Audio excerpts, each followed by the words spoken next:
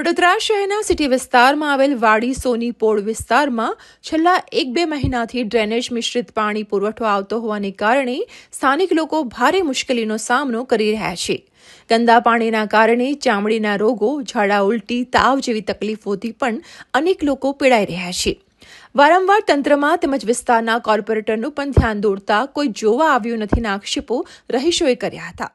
એક જ નરે આવે છે અમારે તો તે નકરું ઢોરી દેવું પડે છે. આવું પછી એક ડોલ હારી આવે છે, બસ પાણી જ નહીં આવતું, આવું બધું આવે છે કારું કારું. પીવાનું એક જ નરે આવે છે, જેમ તેમ પછી ભરાય છે. અત્યારે કોઈ નથી આવતું. વોટ જોતો હોય ત્યારે બધા લેવા આવે છે, પણ અત્યારે જે અમારી સમસ્યાનું નિરાકરણ કરવાનું છે તો કોઈ આવતું નથી. હવે આ પાણી પીવામાં હું વાપરવા બી કોઈ ના વાપરી શકે.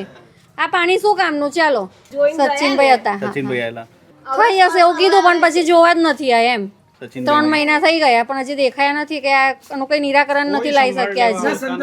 હજી 2 મહિના પર અમારો પ્રોબ્લેમ સોલ્વ કરવાનું કહેલો તો હજુ હવે આવે જ જોવા થઈ જશે કે છે, હવે કરવા આવે છે તો હજુ અમે ચલાવી રહ્યા 2 મહિનાથી, હજુ કામ કશું થયું નથી. 3 મહિનાથી આ પોઝિશનમાં અમે રહીએ. મને તો ગુસ્સો તો પહેલું વસ્તુ કે આ પાણી જે આ પ્રોબ્લેમ આવે છે ને એના ઉપરથી મને એવી જગ્યાએ છે ને ચામડીના રોગ નીકળ્યા છે કે અમારે મીડિયાને અમે ખોલીને ના બતાવે.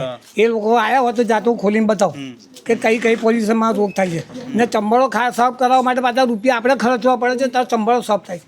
ગણપતિમાં મેં સાથે બધા કોર્પોરેટરને જે ચૂંટણીના બધાને કીધું, ગણપતિમાં બી કોઈ જોવા નહીં રહ્યું છે.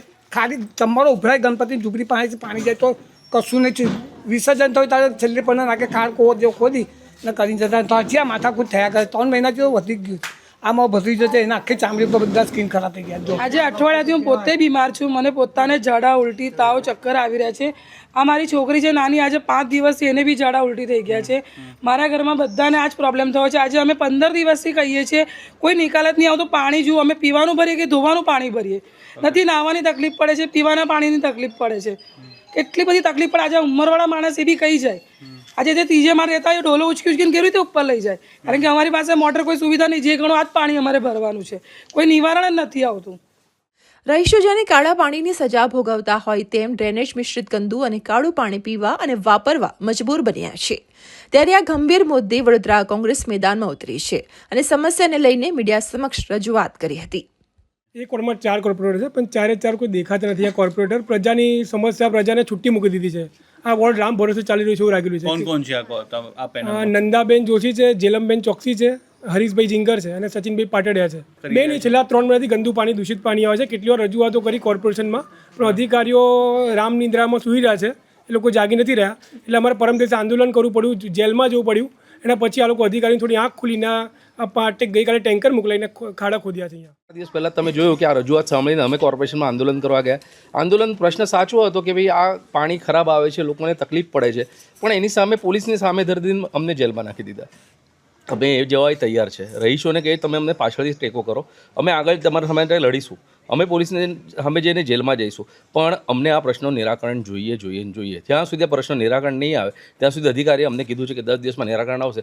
તરત કામ પણ ચાલુ થઈ ગયું છે. હવે એવું કહેતા હોય કે ભારતીય જનતા પાર્ટીના 4 છૂટાયેલા કોર્પોરેટરથી કામ ન થતું હોય ને ફક્ત આ નાગરિકોનો વિરોધ ને અમારો એક પ્રદર્શન ત્યાં વિરોધ થતું હોય તો જે રસ્તે કહેશે, તમે કહેતો ને અમે કોંગ્રેસના છો, તો અમે કોંગ્રેસના ગાંધીના છે. આજે ગાંધીની નિર્વાણ દિન છે, તો અમે ગોડસે ની સામે લડાઈ લડી રહ્યા છે ને, તો અમે શહીદ ભગતસિંહ રીતે બી લડીશું ને ગાંધીની રીતે બી લડીશું. તમને જે ઈચ્છા હોય એ અમે કરવા તૈયાર છીએ. મહત્વનું છે કે મહાનગરપાલિકાની ચૂંટણીને ધ્યાનમાં રાખી આ મુદ્દો રાજકીય રીતે પણ ચર્ચાનો વિષય બન્યો છે. વોર્ડ નંબર 14ના સ્થાનિક કોર્પોરેટર સચિન પાટણવાડિયાની 22 તારીખે આ અંગે ફરિયાદ મળતા તેમણે તાત્કાલિક અધિકારીઓને જાણ કરી હતી. તેમાં સિટી વિસ્તારમાંની મોટાભાગની પાણીની લાઈનો ગાયકવાડી શાસન સમયની જૂની છેનો રાગ આલાપ્યો હતો, જેના કારણે લીકેજ થવાથી ડ્રેનેજનું પાણી પીવાના પાણીમાં મિશ્રિત થવાથી સમસ્યા ઊભી થાય છે. જો કે હાલ પાણીની લાઈન બદલવાની કામગીરી ચાલુ હોવાનું તેઓએ જણાવ્યું હતું. તેમજ આ મુદ્દાને મ્યુનિસિપલ કમિશનરના ધ્યાન પર પણ લાવવામાં આવ્યો છે અને આના કાયમી ઉકેલ માટે પ્રયત્નો ચાલુ હોવાનું તેમણે જણાવ્યું હતું.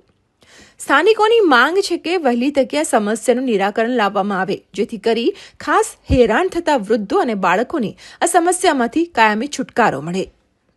22 જાન્યુઆરીની આસપાસ મને સોનીપોળમાંથી ફોન આવેલો રીતેશભાઈ સલાટનો. તરત જ એમને મને મેસેજ કર્યો એટલે મેં તાત્કાલિક અમારા જે પાણીના અધિકારી છે સ્નેહાબેન, તેમને મેં કમ્પ્લેન ફોરવર્ડ કરી દીધી હતી.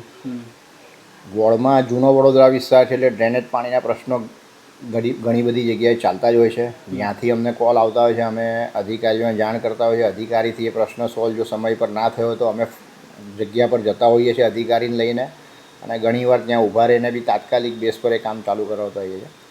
હવે એવું પોસિબલ નથી કે એક જ ટર્મમાં બધું 5 વર્ષમાં એ બધી લાઈનો ચેન્જ થઈ જાય એવું નથી. એટલે એની પર કામગીરી ચાલુ છે.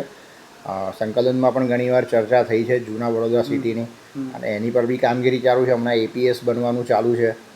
તમે જોશો તો અત્યારે આ પ્રતાપ ટોકીસની આગળ જે રોડ પર APSનું કામ ચાલુ છે, જે અમારા ધારાસભ્ય બાલુભાઈ શુક્લા સાહેબના પ્રયત્નથી એ હવે APSનું કામ જ્યારે પૂર્ણ થશે ત્યારે લગભગ આ વોર્ડ નંબર 14નો 80-90% વિસ્તારનું આ ડ્રેનેજની સમસ્યા ઓછી થઈ જશે.